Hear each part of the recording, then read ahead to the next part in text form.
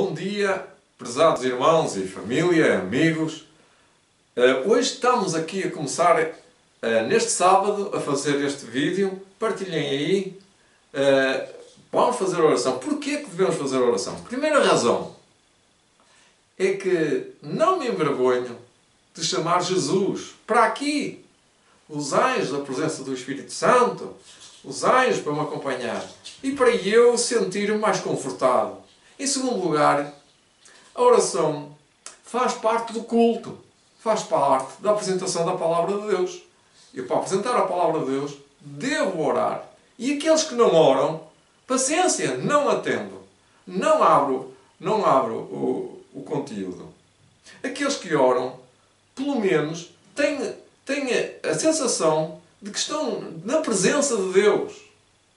Deviam de estar. E quando nós vamos à presença de Deus para adorar, para falar com Ele, vamos em reverência, em oração. E é nesse sentido que eu costumo fazer oração.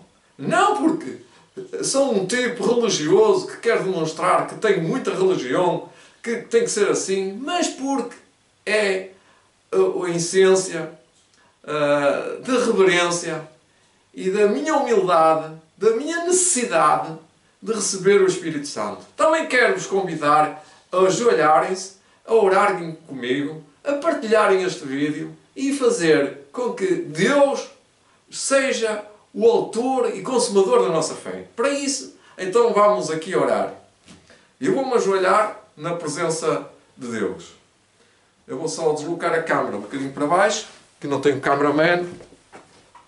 O cameraman nunca chegou cá, a Portugal, nem aos Estados Unidos, não é? Se eu estivesse lá. Tenho aqui uma cadeira, a do orador devia de sentar nas pausas. Bom Deus e nosso Pai, tenho aqui uma cadeira, Senhor, assentas-te tu. Senhor, seu nosso convidado para esta reunião, Senhor. Estou eu contigo, Senhor. É muito pouco, como costuma dizer. Mas se Deus é por nós, quem será contra nós? Senhor, meu bom Deus, que muitos outros estejam a ver este vídeo e que partilhem, Senhor, a Tua Palavra. O abrir a Tua Palavra abre também o nosso coração, para que nós possamos entender. Pois é misterioso a Tua Palavra, é comida para a nossa alma, para o nosso corpo, para a nossa mente, para o nosso espírito, para fortalecer os nossos ossos, para nos dar a alegria de viver, para confrontar os confrontos, para vencer nos confrontos, pois temos uma grande guerra contra a Tua lei. Ou melhor, temos que defender a Tua lei quando eles estão contra a Tua lei, Senhor. Por isso te peço, Senhor, o Teu favor, a Tua graça, Senhor. Vem abençoar, Senhor, aqueles que ouviram, que ouvem e que escutam este vídeo. Tu te peço e agradeço no nome de Santo Jesus Cristo, nosso Salvador. Amém. Querido Deus, obrigado. Estás aqui presente em espírito e em verdade. Eu acredito nestas palavras que estou aqui a dizer. Hostilidade. Tenho que virar a câmera. Agora vocês não me viam, não me iriam ver. Espero que agora comecemos. Eu sou uma pessoa que foi muito trabalhada, foi com muitas dificuldades. Não porque eu fizesse guerra, mas eu não fui hostil, fiz resistência, foi à verdade, mas não era hostil, não era mauzão que ameaçava. Hoje em dia, ao pregar as verdades bíblicas, as pessoas são cada vez mais uma hostilidade satânica. E é esse tema que eu vou abordar aqui hoje. A hostilidade. Podemos dar outros temas, que é perante acusadores. Eu vou buscar o tema de Helena White, que está no Espírito de Profecia, no Desejar de Todas as Nações, dias de luta, por entrelaços. A minha vida também tem sido de lutas contra maldades, contra mal-entendidos, como eu costumo dizer. Todos os dias estão de luta. E o que é que a Bíblia nos tem a dizer acerca disto? Eu tenho alguns textos que eu apontei. No Salmo 119, 115, é o Salmo SOS. É o salmo de emergência, como dizia o José Augusto, é o 115. Salmo 119, 115. É interessante, é um salmo que o José Augusto dizia, só me disse isto uma vez, só aconteceu isto uma vez, mas ele usava este versículo em emergência, como se costuma dizer, 119, que é um capítulo que fala sobre a lei de Deus, sobre o testemunho da lei de Deus, e no 115 diz assim: apartai-vos de mim, malfeitores, para que guardem os mandamentos do meu Deus. Pronto. Então, aqui está a dizer que o salmista tem esta expressão porque disse: apartai-vos de mim. Quem? Os malfeitores. Se você não quer ser bom, aparte-se de mim. Se você não quer pertencer ao meu Deus, aparte-se de mim. Para quê? Para que eu guarde os mandamentos do meu Deus. Não sou eu que tenho que me apartar deles. São eles que têm que ir embora, como costuma dizer. E eu que tenho que ficar, como costuma dizer. Deus deu-me um lugar. Deus deu-me um sítio para trabalhar. Deus deu-me um sítio para eu morar. Deus me deu um sítio para eu viver nesta terra. Deus deu. E Deus, quando dá, não tira.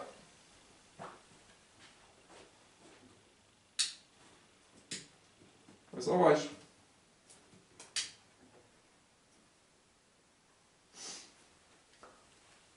Uma gambiarra foi-se abaixo, a bateria do lítio. Foi uma experiência. Era uma vez uma lanterna. Então, eu fiz muita guerra. Muita guerra, hostilidade. Não fiz. Eu tinha dias que perguntava e outros dias que dizia que não acreditava nada daquilo que ele estava por ali a dizer. Mas nunca retaliei, nunca fiz hostilidade. Foi o Fernando Vasconcelos, a família Vasconcelos, de certeza que todas as manhãs, em 1984, eles de certo que faziam oração por este Fernando, aquele Fernando que é uma pedra preciosa, que está mesmo a precisar de luz. Então eu estava nas trevas. E eles usaram de certo estas palavras de misericórdia para comigo, pedindo a Deus para que eu compreendesse definitivamente os testemunhos, a Bíblia, o Espírito de Profecia, para que eu acreditasse. Não é porque eu não acreditava, é porque eu aceitava. Eu aceitei. E eu comecei a ler o Grande Conflito e eu disse: eu quero ler um livro que me explique as coisas que eu estou a ver, que estão a acontecer. Estas coisas, naquele tempo, era a Guerra Fria. E se hoje eu estivesse aqui sem luz nenhuma, eu ia perguntar a Deus: Senhor, qual é a verdade? Aonde é que tem luz? Nestas trevas morais, espirituais, intelectuais, mentais e tudo mais, sem luz. Então, Deus me deu, em 1984, entregou-me em mãos, através do irmão Fernando Vasconcelos, o livro O Grande Conflito. Não tinha nunca lido livros de Helena White, nem da Bíblia, nem do Espírito de Profecia, nem da Igreja, nem estudos bíblicos, nem nada. Comecei a ler aquilo com fome. Todos os dias eu comia daquela comida e fiquei forte. E cada vez mais forte. E espaço de meio ano eu quis ser batizado. 19 de janeiro de 1985 eu já estava mais que batizado.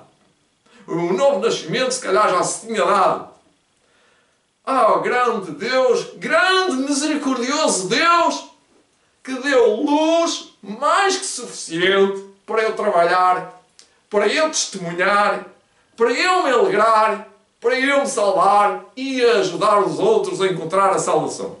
Então onde é que está o problema? Que existe hostilidade, acusação.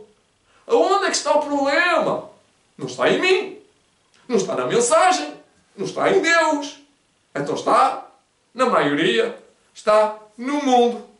As meditações matinais desta semana vêm muito a propósito nesse sentido. Eu não vou buscá-las, vem no sentido em que a gente deve guardar o sábado como singular para receber o selo de Deus, o sinal de Deus. Esse não é o meu tema hoje. Eu vou falar sobre a hostilidade no tempo de Jesus. Quando Jesus tinha 12 anos, eu agora gostava de ter 12 anos novamente, quem não gostava de ter 12 anos? E Jesus aproveitou os 12 anos.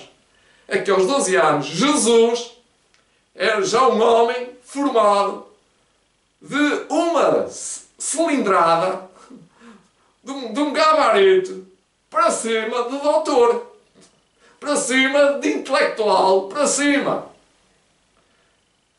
Ele fazia ver os doutores ficavam impressionados com ele, não era? Então, desde os mais tenros anos de idade, a criança judia era rodeado das exigências dos rabinos. Rígidas regras se prescreviam por cada ato, até mais pequeninas e minuciosas da vida.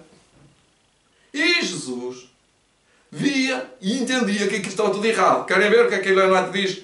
Sob a direção dos mestres das sinagogas, os jovens eram instruídos nos inúmeros regulamentos que, como israelitas ortodoxos, se esperavam que observassem.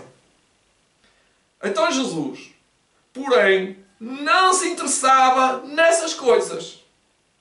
Há uma acusação para nós que eles tinham 600 e tal leis. Pois isso, Jesus não queria disso para nada.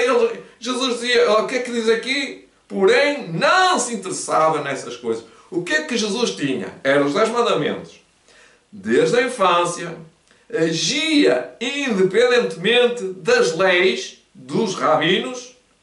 Diz que as escrituras do Velho Testamento, reparem, ele usava a Bíblia, que era a Bíblia, era o Velho Testamento, era seu constante estudo. E as palavras, assim diz o Senhor, lhe estavam sempre nos lábios. O que é que estava escrito? E ele sabia. E agora eu pergunto, para esta juventude que tem 15, 16, 17, 18 anos, o que é que eles sabem sobre as Escrituras? Sobre o tema atual, sobre os temas, sobre o café, por exemplo, sobre o Halloween, sobre a bruxaria, sobre o espiritismo, sobre a alma, sobre o inferno, sobre o sábado, sobre tudo. Esta pandemia, sobre tudo os enganos de Satanás. O que é que eles sabem? O que é que eles têm que saber? O que está escrito. E quando Jesus aprendeu das Escrituras, e quando ouvia as coisas e lhe diziam, ele dizia, não é nada disso, desculpem, está escrito. Parece que Jesus tinha que pedir, por favor, me ouçam. Querem ver o que é que acontecia? À medida que as condições do povo começaram a ser patentes ao seu espírito de Jesus, viu que as exigências da sociedade e as de Deus se achavam em constante conflito. Ainda hoje eu sinto isso. Quando uma criança analisa as coisas, ele vai perceber-se que é um choque. Quando está com Deus, quando está com as palavras de Deus, os homens se estavam cada vez afastando da palavra de Deus e exaltando teorias de sua própria invenção. Como agora. Parece, eu estou a estudar isto porque isto tem a ver com dias de luta de hoje. Seu culto era simples.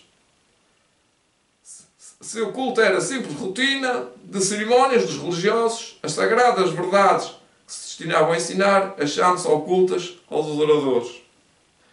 Via Jesus que em seus serviços destituídos de fé não encontravam paz. Não conheciam a liberdade de espírito que lhes advira de servir a Deus em verdade. Portanto, eles estavam a adorar de balde, como costuma dizer, em vão. Jesus viera para ensinar a significação do culto de Deus, o verdadeiro culto. E não podia sancionar a mistura de exigências humanas com os divinos preceitos. E se Jesus estivesse aqui, ia dizer mesmo isto. Não atacava os preceitos ou práticas dos outros mestres, mas, quando o reprovavam por seus próprios hábitos simples, apresentava a palavra de Deus em sua defesa, em justificação de sua conduta. Então, Jesus não atacava, mas era atacado. E vamos ver aqui vários textos que ele foi interpelado muitas vezes pelos seus próprios amigos, familiares, irmãos e vizinhos. Por todos os meios brandos e submissos, procurava Jesus agradar àqueles com quem estava em contacto. Por ser tão amável, nunca estorbando a ninguém. Os escribas e anciões julgavam que seria facilmente influenciado por seus ensinos.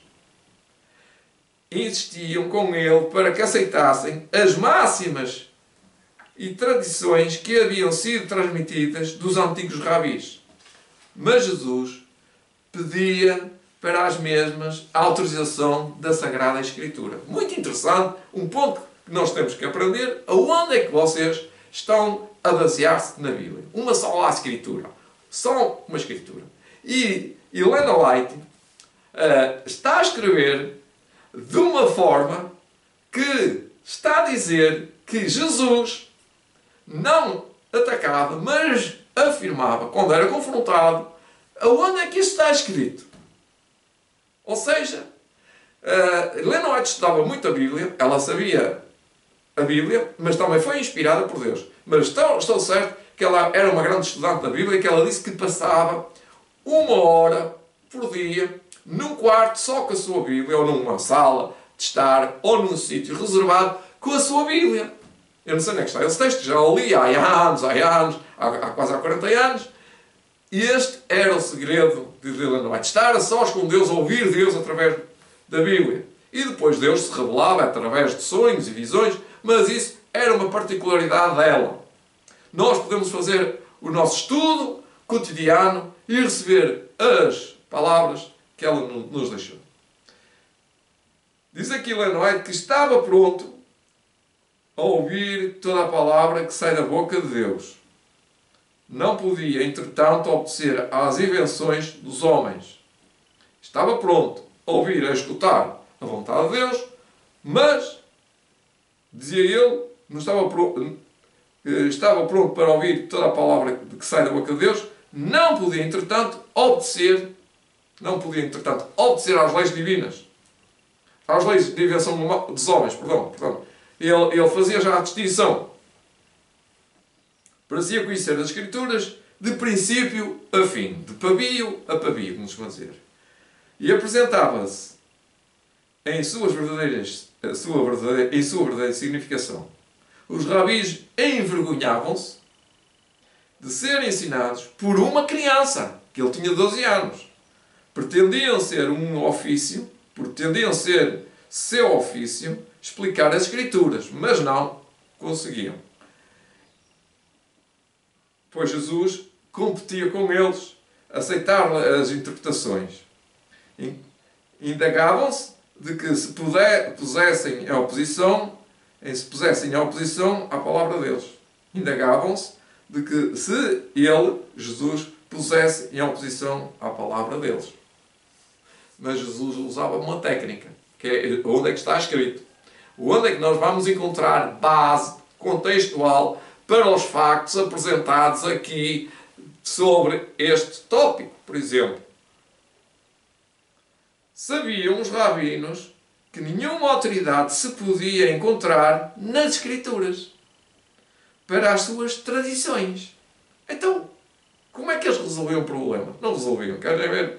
Compreendiam que, em entendimento espiritual, Jesus se achava muito além deles. Uau! Zangavam-se, no entanto, porque não lhes obedecia aos ditames Não podendo convencê-lo, buscaram José e Maria para repreendê-lo.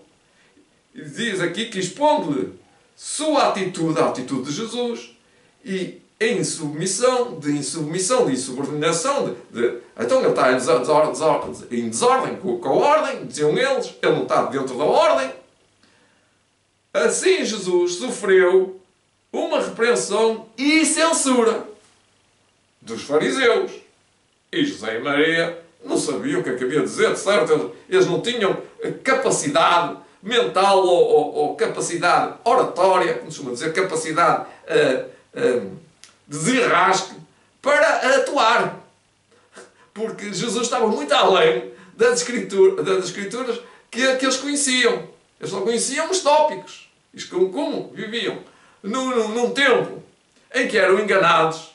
Jesus nunca foi enganado. E então ele via-se à rasca, até com os pais, como se costuma dizer, até com os pais não o entendiam. Olha aqui. Desde muito tenra idade, Jesus começara a agir por si na formação do seu caráter. Portanto, não era a mãe que estava a formar, a dizer as ideias. Não era o pai, não era ninguém.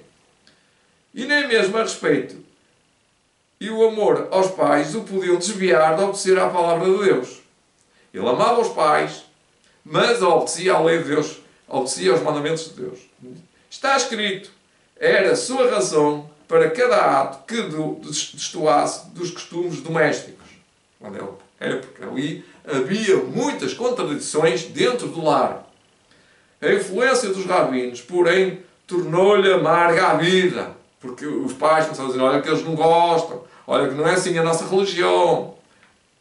Mesmo na mocidade teve a aprender a dura lição do silêncio e da paciência no sofrimento. Portanto, Jesus treinou-se bem cedinho. Reparem, se os nossos jovens não treinaram, agora vai ser um quebra-cabeças, e é uma dor de cabeça. Seus irmãos, como eram chamados filhos de José, e não vinham o casamento de José, que José já era casado, já era viúvo, trouxe filhos, tomava o lado dos rabinos. E a outra contrariedade, tinha agora os filhos de José. Insistiam eles em que a tradição deveria ser atendida como se fossem ordens divinas. Vejam só, foi a igreja que disse, foram eles que disseram, é de Deus. É contradição à palavra de Deus. Consideravam até os preceitos dos homens como mais altos que a palavra de Deus. Muito grave. E ficavam sobremaneira aborrecidos com a clara penetração de Jesus em distinguir entre o falso e o verdadeiro. Portanto, a polémica do tempo de Jesus é a polémica de hoje. A única coisa que difere não é em relação aos temas que ele tinha, Jesus, é em relação aos temas que nós temos. É sempre a mesma polémica. É porque não é da vontade de Deus, é da vontade de Deus que façamos a vontade de Deus, e não é da vontade de Deus que nós façamos as outras coisas. É isto que era o debate de Jesus. Sua estrita obediência à lei de Deus condenavam os irmãos com obstinação. Quer dizer, obstinados, já estavam rebeldes, era uma coisa insuportável. Era uma hostilidade, como eu costumo dizer. Sua estreita obediência à lei de Deus condenavam como obstinação. Ou com aqueles olhos ferozes. Ficavam surpreendidos do conhecimento e sabedoria que revelava em suas respostas aos rabis. Sabiam que não receberam instruções dos sábios e, no entanto, não podiam deixar de ver que era para eles um instrutor. Reconheciam que sua educação era da mais alta ordem que a deles próprios. Não discerniam, entretanto, que haviam tido acesso à árvore da vida. Que era Jesus a fonte. Fonte de saber para eles desconhecida. Jesus tinha a verdade. Ele conhecia a verdade, ele era a verdade e estudava a verdade. Cristo não tinha espírito de exclusivismo. Ele queria engrupar, ele queria conchegar-se aos outros, ele queria fazer como nós queremos fazer união. Cristo não tinha espírito de exclusivismo. Escandalizara especialmente os fariseus por se afastarem a esse respeito de seus rígidos regulamentos. Encontrara os domínios da religião cercada de altas muralhas, de exclusivismo, como assunto demasiado santo para a vida diária. Jesus encontrou uma montanha, duas montanhas de muros de separação. E esses muros de divisão, ele os derribou. Jesus derribou muitos muros de separação. Em seu trato com os homens, não indagava qual era o seu credo, a que igreja pertencia. Exercia seu poder de beneficiar em favor de todos os que necessitassem de auxílio. Em lugar de fechar-se numa cela de ermita, a fim de mostrar seu caráter celestial, trabalhava fervorosamente pelas almas, pela humanidade. Incutia os princípios, ou o princípio de não consentir a religião bíblica. Incutia o princípio de não consistir a religião bíblica em mortificação corporal. Ensinava que a religião pura e incontaminada não se deve manifestar apenas em determinados tempos e ocasiões especiais. Em todos os tempos e lugares demonstrava amorável interesse pelos homens, irradiando em torno de si a luz de uma animosa piedade. Tudo isso era uma censura aos fariseus. Mostrava que a religião não consiste em egoísmo e que sua mórbida dedicação ao interesse pessoal estava longe de ser verdadeira piedade. Isso despertara a inimizade deles para que com Jesus, de modo a buscarem forçá-lo a conformar-se com seus regulamentos. Portanto, Jesus dissipava amor, assim, coitados, eu tenho pena deles, eu tenho misericórdia deles, eu não queria estar no lugar deles. Eles têm que mudar, eles estão a sofrer. Ai, se eles ficam doentes, coitados, nós temos que os ajudar. É isto que Jesus sentia. Era este grande amor. As pessoas dizem, ai, Jesus tinha um grande amor. Pois tinha, mas Jesus sofria. Era um sofrimento porque ele queria vencer aquilo que os homens não gostam, que é as trevas, a hipocrisia, o fingimento, as coisas que não são religiosas. Mesmo podem estar-se a guardar o sábado, muitas pessoas podem estar a guardar o sábado, mas não têm um espírito de sábado. Jesus trabalhava para aliviar todo caso de sofrimento que via. Pouco dinheiro tinha para dar, mas privava-se de muitas coisas. Olha, aqui ele diz que era muitas vezes de alimento, a fim de minorar a necessidade dos que pareciam mais carecidos que ele. Portanto, Jesus tinha pouco. E do pouco que tinha, ainda partilhava. Seus irmãos sentiam que sua influência iria longe em anular a deles. Era dotado de tato que nenhum deles possuía nem desejavam obter. Quando falavam asperamente aos pobres e degradados, Jesus procurava exatamente aqueles seres, dirigindo-lhes palavras de ânimo, de animação, diz aqui. Portanto, animava-os, embora os irmãos fizessem sempre o contrário.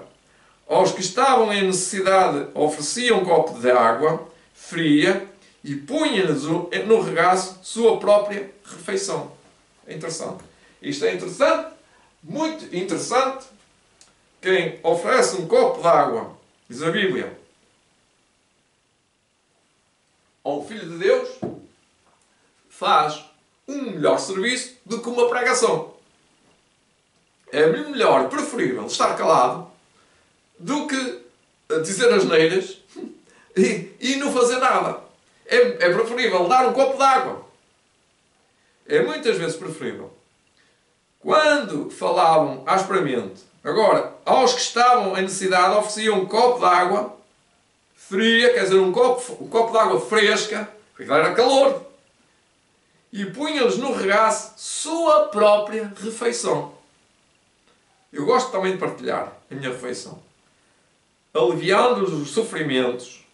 As verdades que ensinava Jesus, eram associadas a esses atos de misericórdia, sendo assim fixadas na memória. A pessoa nunca se iria esquecer daquele ato de misericórdia, daquele copo de água, daquela refeiçãozinha, daquele pãozinho, que Jesus não tinha muita comida. Não é como as pessoas pensam que Jesus era um glutão, que comia, que tinha muita comida, e apontam Jesus que até comia, não comia nada disso.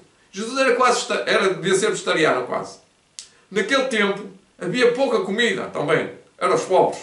Jesus vivia no meio dos pobres. É que Jesus vivia, dizem eles, porque é que há de haver alguma coisa de Belém? Alguma coisa, algum profeta, alguma coisa saiu de Belém?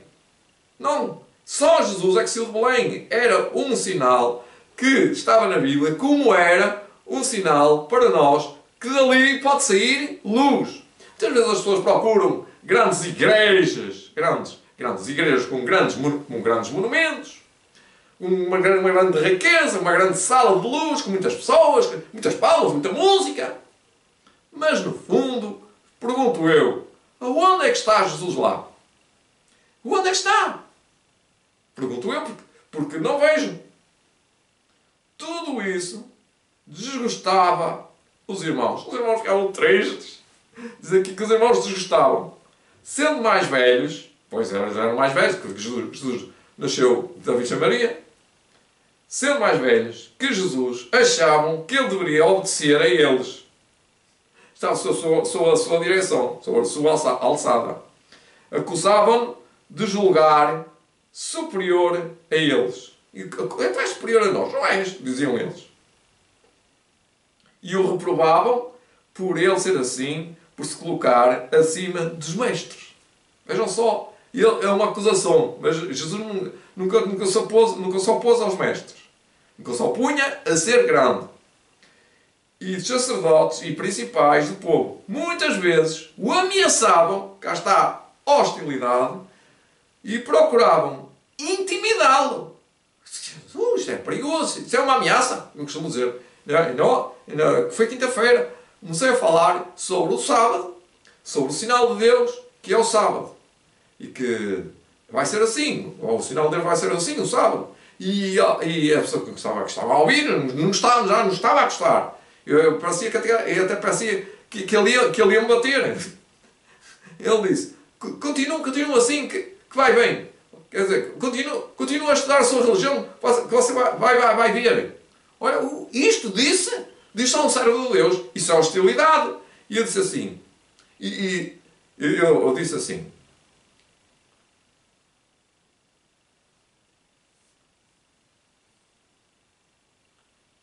isto é uma ameaça. E eles ficaram, ele estava perante pessoas e ele estava a testemunhar. Ele ficou, como quem diz, alto. Este aqui é reto. Ele não tem medo. Se isto é uma ameaça, então qual é a ameaça? De que estar a fazer a vontade de Deus? De estar a mandar guardar o sábado? De estar a dizer que é o sábado, que é o sinal de Deus? Recebo uma ameaça? Bom, por aqui ficamos. Fecho parênteses. Jesus amava seus irmãos e os tratava com incansável bondade. E eu então disse para o homenzinho, olha, fique com Deus, felicidades, vá embora, vá com Deus, felicidades. Um que diz, por favor, você não se meta com Deus, não se meta nestas coisas, assim, não seja hostil. Desejo-lhe o melhor, porque nunca mais vou estar com o homem, não é? Foi ali, naquele mundo, naquele meio social, onde a gente se encontra, onde está muita gente. Não estava no meu escritório, nem no meu trabalho. Eu estava longe, não é? Não estava em casa, eu estava fora. Tudo isto acontece, e tudo isto vai acontecer cada vez mais para a frente. Mais pessoas com mais hostilidades, com mais acusações perante as coisas de Deus, opondo-se aos servos de Deus, até que fazem decretos, como nós sabemos, na Copa 26. Ou daqui para a frente estão a perpetrar contra os mandamentos da lei de Deus, anulando o dia de sábado. Jesus amava seus irmãos e os tratava com incansável bondade. Mas eles tinham-lhe ciúmes. Pois é, nós provocamos o quê? Ciúmes. Porque nós somos honestos.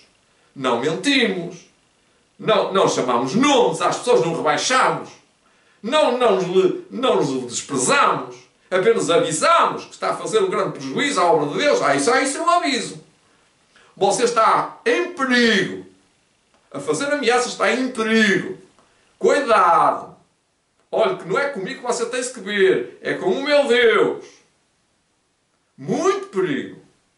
Não para mim, é para você. Quando recebo ameaças verbais e psicológicas, eu digo, cuidado, você está a fazer um grande perigo. Isso é perigoso. Já me está a acontecer isso.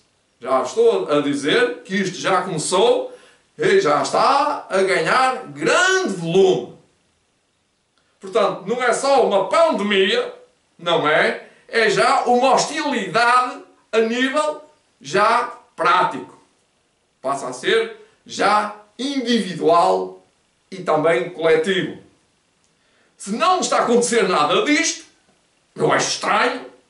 Não é estranho para a palavra de Deus, diz que as virgens andam distraídas, os outros andam distraídos. Você não está distraído, irmão. Ou querida irmã, não esteja distraído perante este universo de conhecido ou desconhecido para muitos, que está em grande contencioso com a lei de Deus. Diz aqui que não lhes podiam entender o procedimento. Não entendem. As pessoas não entendem. As questões que as pessoas... Porquê que as pessoas não entendem?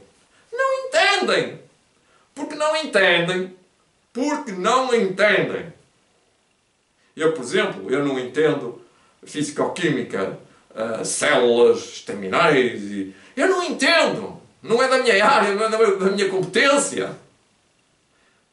Também das pessoas não entendem porque não se envolveram e não estudaram, e não entendem porque estão cegas. Grandes eram as contradições que se manifestavam em Jesus. Grandes eram as contradições que se manifestavam em Jesus.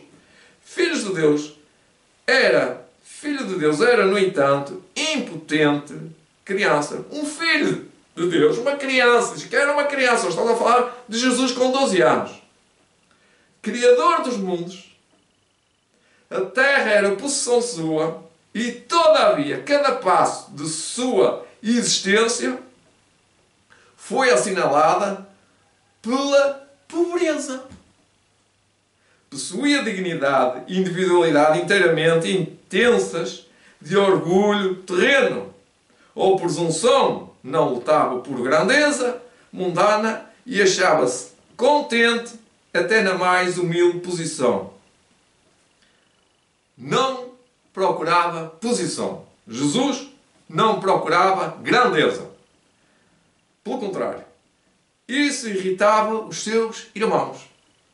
Não podiam explicar sua constante serenidade sob provação e privações.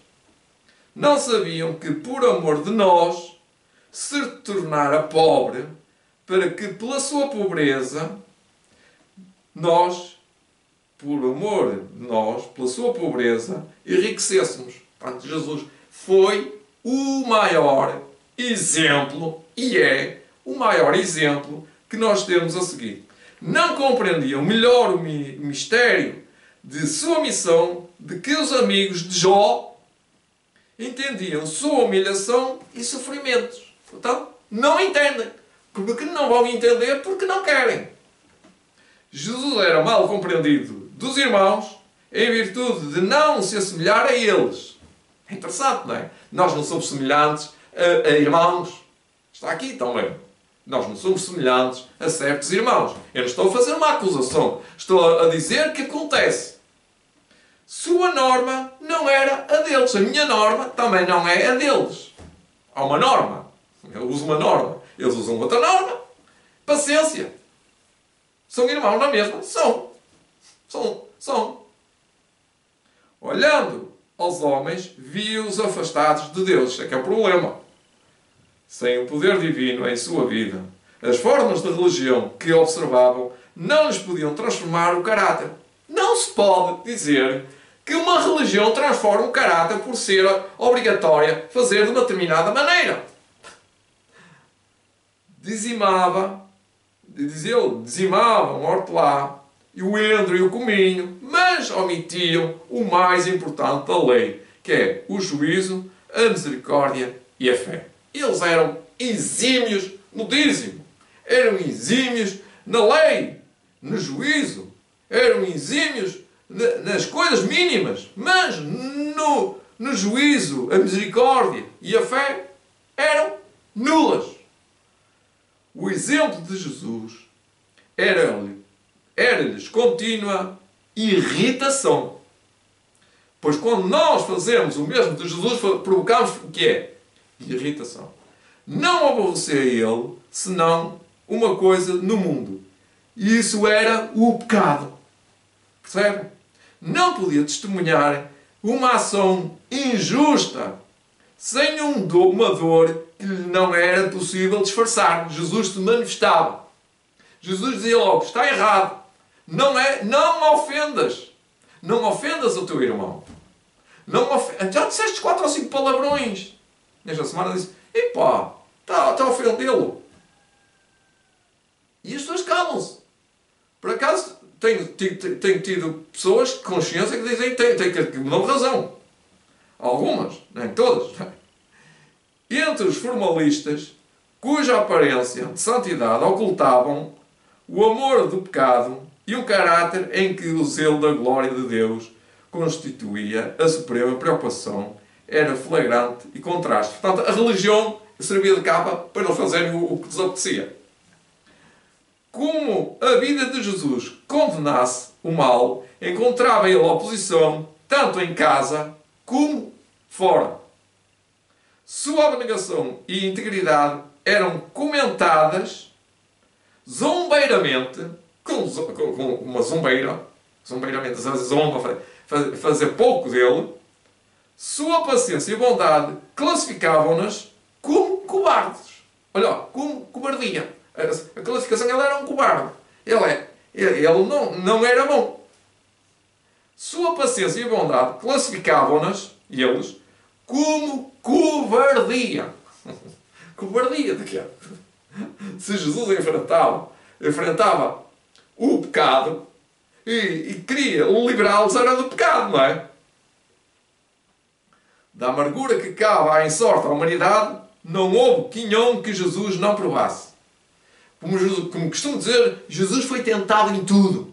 Em tudo. Se agora Jesus continuasse a viver nesta terra, que ele subiu para o céu, ele teve que fazer o seu ministério e ressuscitou, se ele continuasse aqui, ele dizia não a certas coisas. E continuava a dizer não a estas coisas. Não estou de acordo. É que as pessoas não pensam que Jesus pensa. Jesus tem uma vida de exemplo. É isso que muitas vezes as pessoas não querem ouvir. Da amargura que cabe à ensorte à humanidade, não houve quinhão que Jesus não provasse. Não faltou quem procurasse lançar sobre ele desprezo por causa de seu nascimento e mesmo na infância teve de enfrentar olhares desdenhosos e ruins murmurações. Houvesse respondido com uma palavra ou olhar impaciente, houvesse cedido aos irmãos em um único ato errado que fosse e teria fracassado em ser exemplo perfeito. Portanto, o nosso exemplo não sou eu, não é o meu pastor, não é nenhum homem, não é nenhum pastor, é Jesus. Tivesse admitido ele haver uma desculpa para o pecado, e Satanás triunfaria, ficando o mundo perdido, nós, eu, tu e eu, perdidos. Foi por isso que o tentador trabalhou arduamente para tornar a vida o mais negra possível, o mais provado possível, a fim de o levar, afastar, de que fosse levado a pecar. Ou seja, possível a fim que fosse levado a pecar. Jesus foi tentado. Jesus, quando aqui a palavra foi tentado, foi para que Jesus perdesse a nossa causa. Para que cada tentação, porém, tinha uma única resposta. Está escrito, onde estava a falar sobre um tema, sobre a alimentação, e Jesus disse, está escrito. Qual é a alimentação? Até na tentação Jesus responde, está escrito, é de pão. Nem só de pão viverá o homem, mas também. Quer dizer, quando fala de pão é porque Jesus não fala de carne. Quando se diz que pão, a palavra pão, está escrito, nem só de pão vive o homem, quer dizer que, racionalmente, a pensar o que Jesus está a dizer, é que a alimentação é integral, que a alimentação é básica, mas tem tudo. Não tem tudo, tem o básico. Ou seja, o pão integral quer dizer o essencial para viver. Por exemplo, maçãs, fruta, ar, pão. Pão quer dizer a alimentação do Éden, que é os cereais, a fruta e as nozes. A fruta e as nozes são duas coisas. São duas coisas boas que têm que ser ministradas. Para cada tentação, porém, tinha uma única resposta. Está escrito. Raramente censurava qualquer mau procedimento dos irmãos, mas tinha uma palavra de Deus para lhes dirigir. Era frequentemente acusado de covardia por negar-se, Jesus negava-se, a unir-se-lhes em algum ato proibido. Agora vamos fazer, vamos vir ao cinema. Vamos. E Jesus, ele negava-se. Ele negava-se de participar em atos proibidos. Sua resposta, no entanto, era: está escrito. O temor do Senhor é a sabedoria e o apartar-se do mal é a inteligência. Reparem, a resposta sábia não é académica, é sábia. O temor do Senhor é apartar-se do mal. Está escrito, o temor do Senhor é a sabedoria. E o apartar-se do mal é a inteligência. Então, é separar entre o bom e o mau. É separar, é chamar à luz, luz, e a chamar às trevas, trevas. Apartar-se. Reparem, o temor do Senhor é a sabedoria e o apartar-se do mal é inteligência. Alguns haviam que o buscavam, sentindo-se em paz em sua presença. Muitos, no entanto, o evitavam, pois se sentiam reprovados por sua vida imaculada. Os jovens companheiros insistiam em que fizessem como ele, em que fizesse Jesus como ele. Ora vamos à discoteca, ora vamos, andavam na vadiagem. Vamos dizer. Jesus era inteligente e animoso. Gostavam da sua companhia e aceitavam-lhe as prontas sugestões. Mas impacientavam-se com seus escrúpulos e declaravam-no estrito e rígido. Jesus respondia: está escrito novamente, como purificará o mancebo o seu caminho? Observando conforme a tua palavra. Sim, é verdade. Escondi a tua palavra no meu coração, e para não pecar contra ti. Portanto, ele usava os salmos, ele usava os provérbios, ele usava o que está escrito. Era o Antigo Testamento que ele tinha. Perguntava-lhes, muitas vezes: por que te aplicas a ser tão singular? Perguntavam-lhe. Jesus era singular. E Jesus dizia: está escrito, dizia ele, bem-aventurados os que trilham caminhos retos e andam na lei do Senhor. Bem-aventurados os que guardam os seus testemunhos e o buscam de todo o seu coração. E não praticam iniquidade, mas andam em seus caminhos. Vocês querem saber aonde é que está isso escrito? Está no rodapé do fim do capítulo. Já vou dizer os 4 versículos que eu citei. Foi 2 Coríntios 8:9, São Mateus capítulo 23 do dízimo, os dizimais, o dízimo da hortelã, Job 28, a sabedoria, a verdadeira sabedoria, afastar-se do mal, e agora por fim o Salmo 119, versículo 9, versículo 11 e versículo 13, e versículo 14 e versículo 16. Para terminar, se me dão licença, só tenho aqui 2 páginas, rapidamente vou terminar. Quando o interrogavam acerca do motivo por que não tomava parte dos frívolos passatempos dos jovens de Nazaré, como hoje, os passatempos frívolos, atenção aos jovens, aqui é sempre uma nota para todos nós, mas principalmente para os jovens. Dizia aos jovens, está escrito, folgo mais com o caminho dos teus testemunhos do que com todas as riquezas.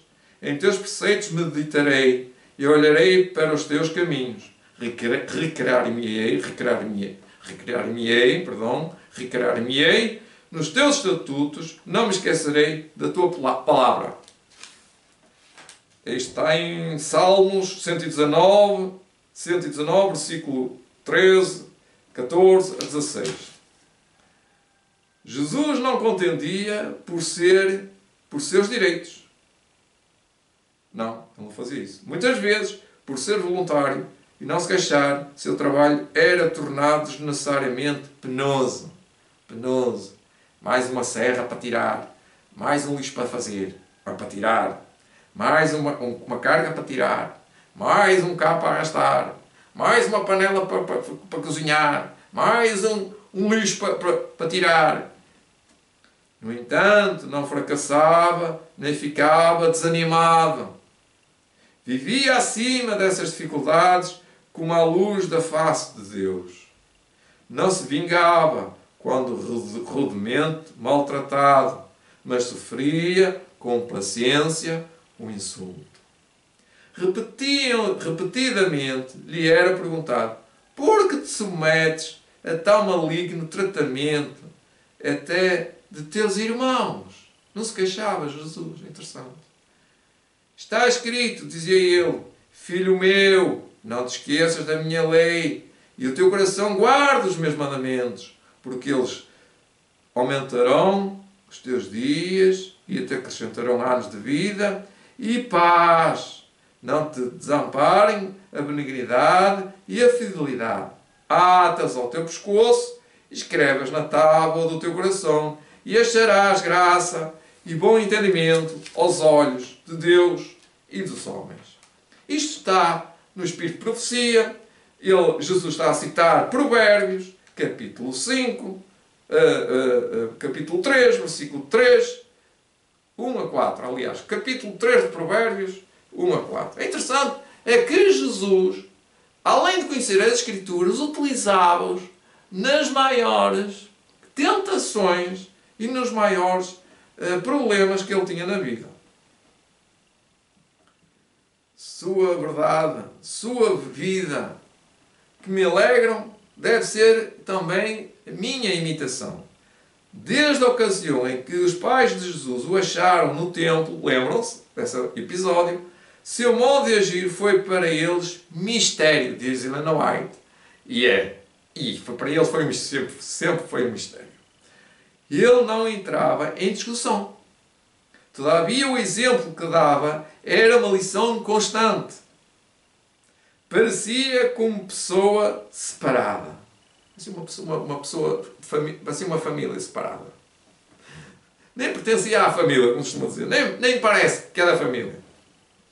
Sua felicidade encontrava-se nas horas em que estava a sós com Deus. Ele cantava e assobiava, trautoleava, era alegre, vejam aqui. E o que é que ele fazia? Nas suas horas a sós com Deus e a natureza, ele passeava, ele cantava, ele salmodiava, sempre alegre, sempre que lhe era concedido esse privilégio, nem sempre estava livre, para fazer o que queria. E o que é que ele ia fazer? Afastava-se do cenário de seus labores, que ele tinha muitos labores, então, e aí ia para o campo a meditar nos verdes vales. Interessante, Jesus era uma lição dentro da lição e aprendia na lição e estudava sempre. A entreter-se com Deus, na comunhão com Deus, na encosta da montanha ou entre as árvores da floresta, o alvorecer frequentemente o encontrava em qualquer lugar, retirado, meditando, examinando as Escrituras ou em oração. Nessas horas quietas, voltava para casa a fim de retomar seus deveres e dar exemplo de paciente labor. É interessante, isto é quase poderoso. A vida de Cristo foi assinalada pelo respeito e o amor à sua mãe. É poderoso isto. Todo este texto que eu acabei de ler para trás, este capítulo. Maria acreditava em seu coração, no seu coração de Maria, que a santa criança dela nascida era tão longamente prometido Messias que não ousava, entretanto, exprimir essa fé. Tinha vergonha, tinha medo, porque ia ser escandalizada. Foi através de sua existência terrestre, uma partilhadora dos sofrimentos do filho, é verdade, com dor testemunhava as provações que lhe sobrevinham, é verdade, na infância e juventude, por justificar o que sabia ser direito em seu procedimento, via-se ela própria em posições probantes. Uma mãe aqui sofre, não é? Considerava as relações domésticas e a terra solicitude da mãe em torno dos filhos, de vital importância na formação do caráter. A mãe, ela pensava assim. Os filhos e filhas de José sabiam isto. Isto fazia moça. E, prevalecendo-se de sua ansiedade, procurava corrigir as atitudes de Jesus segundo a norma deles. Estamos aqui a terminar. Falta mais uma página. Maria, então, ficou muito aquém dos acontecimentos futuros. Maria argumentava muitas vezes com Jesus e insistia em que se conformasse com os usos dos rabis. Estão a ver? Ele, porém, não podia ser persuadido a mudar seus hábitos de contemplar as obras de Deus e buscar aliviar os sofrimentos dos homens ou mesmo dos mudos animais. Vejam só, dos gatos, das galinhas, dos pintainhos, dos garnizés, dos gatos e dos cães. Quando os sacerdotes e mestres, aqui a referência não fala isso, é que acrescentei, ele via os mudos animais a sofrer, que eram as ovelhas. Quando os sacerdotes e mestres solicitavam o auxílio de Maria em dirigir Jesus, ficava grandemente perturbado, porque já sabia que ia levar grande repreensão. O coração tranquilizava-se, porém, quando ele, Jesus, lhe apresentava as declarações das Escrituras em apoio de seu proceder. Portanto, eles diziam assim, não é, mãe? Mas está escrito de outra maneira. E a mãe, pois é, realmente, ó filho, eles não têm razão. Por vezes, ela vacilava entre Jesus e seus irmãos, que não queriam ser ele o enviado de Deus. Portanto, Maria teve falta de fé aqui. No entanto, abundantes eram as provas de ser divino o seu caráter. Portanto, ela superou a prova. Ela o via sacrificar-se pelo bem dos outros. Sua presença criava em casa uma atmosfera mais santa, aqui diz mais pura. Em sua vida era como um fermento operando entre os elementos da sociedade. É como um perfume dentro do lar, um perfume de vida. Inocente, incontaminado, andava ele entre os irrefletidos e os rudes, os descorteses, os descorteses, entre os injustos publicanos, os negligentes pródigos, os iníquos samaritanos. Ele andava entre eles, entre os soldados pagãos, entre os romanos, os rústicos camponeses, e a multidão mista. Tudo para ele, para Jesus, não tinha problema de levar-lhes alívio, um copo d'água, levar-lhes uma palavra ao sedento.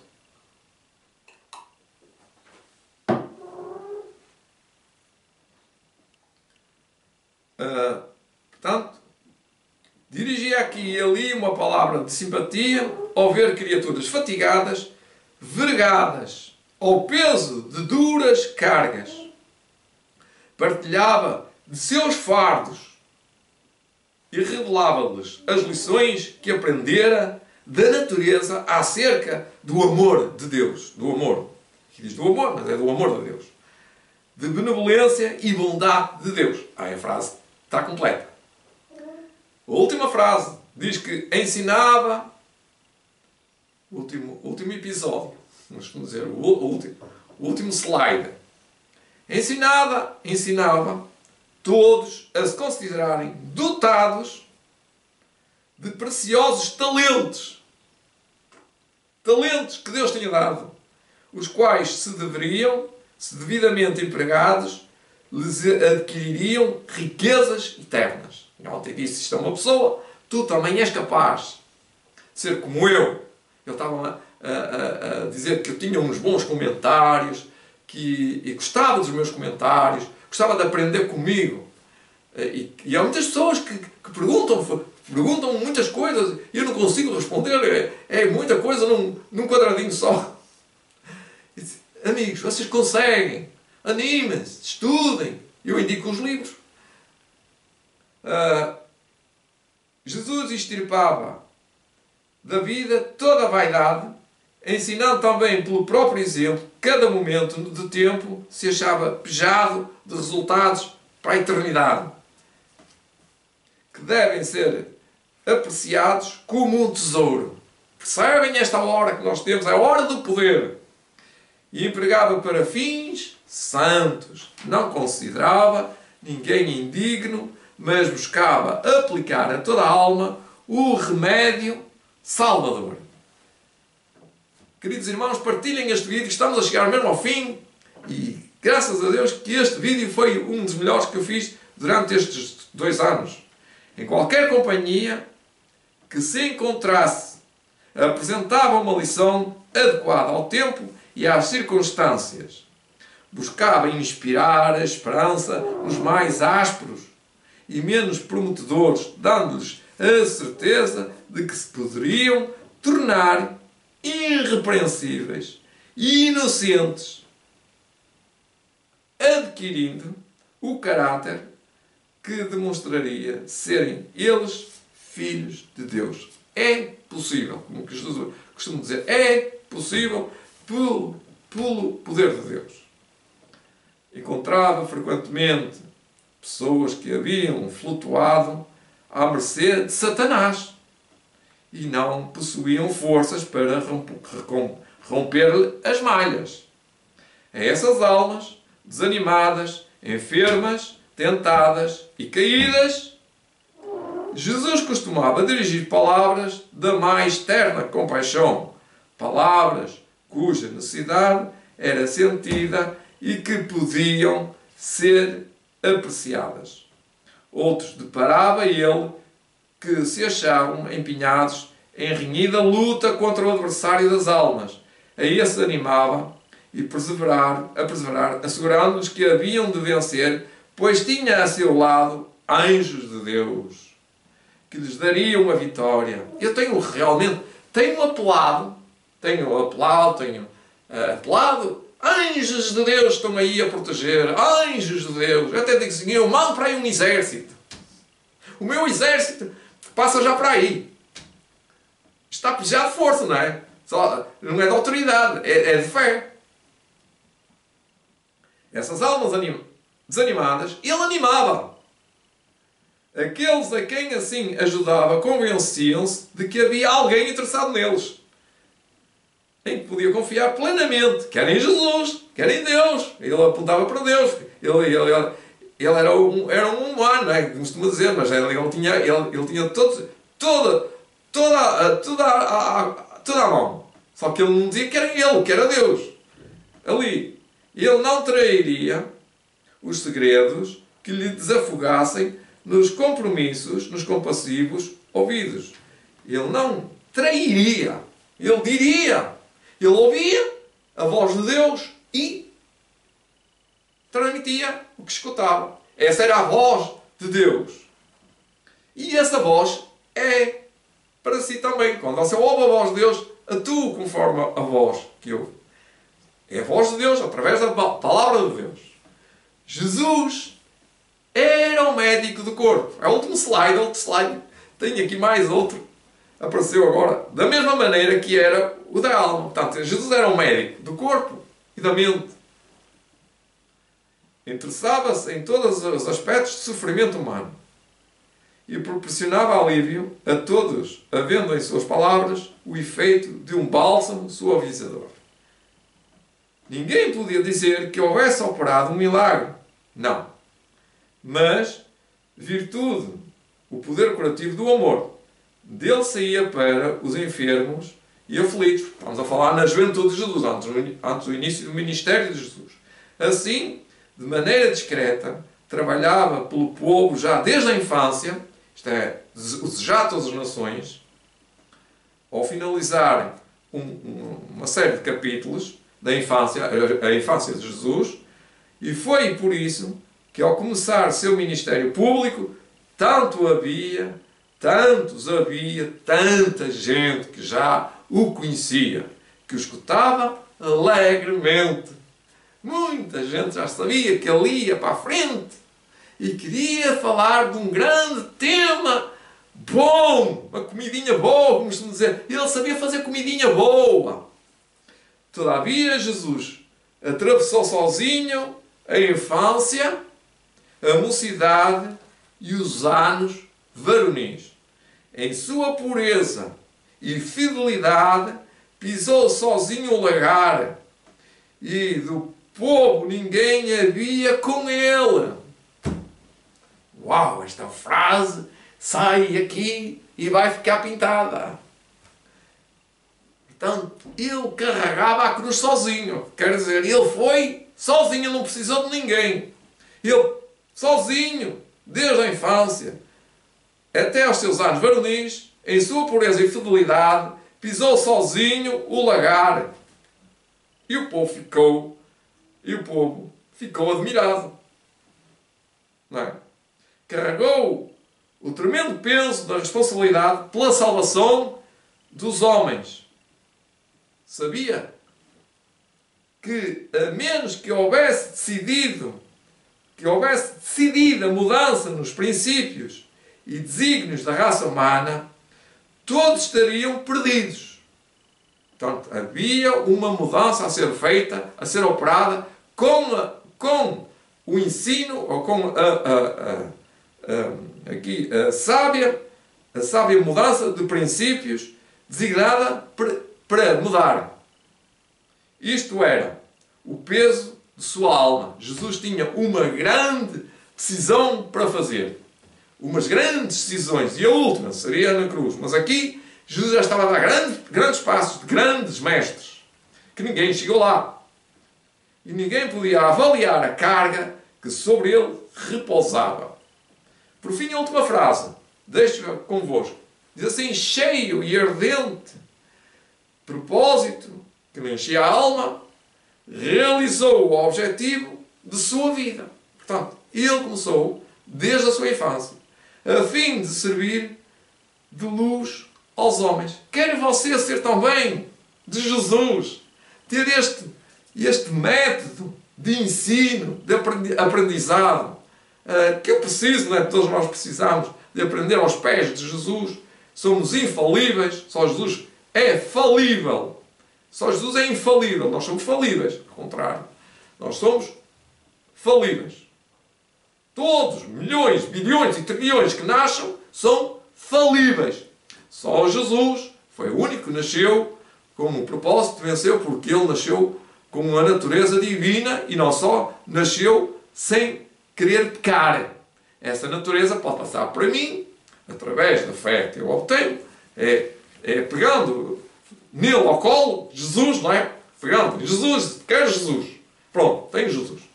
E tomando essa refeição, tomando a palavra de Deus para mim, fazendo o efeito que ela faz, nos tornamos, efetivamente, filhos e filhas do Altíssimo. Que Deus seja contigo, que a luz resplandeça sobre o seu rosto e que a graça do nosso Senhor Jesus Cristo seja a multiforme graça da sua vida. É o que eu preciso para mim e para vós, é o que eu desejo em todo o momento desta vida e deste meu proceder. Querido Deus e nosso Pai, te queremos agradecer por esta grande verdade que Jesus venceu. Como Jesus tinha dito, no fim, eu venci o mundo. Tende bom ânimo, filhinhos meus, pois estáis a passar por preocupações e talvez por necessidades, por grandes aflições, mas tende bom ânimo. Tende bom ânimo que ides vencer, assim como eu venci. Nós possamos estar agarradinhos a Jesus, assim como Jesus estava com o Pai. Obrigado, Pai, por esta verdade. Tudo peço e agradeço no nome santo, amorável do Senhor Jesus Cristo, nosso Salvador. Pronto, olha, bom sábado, partilhem e façam parte deste nosso grupo, ou deste bom grupo, de citações de Ellen White. Deus vos abençoe. Amém.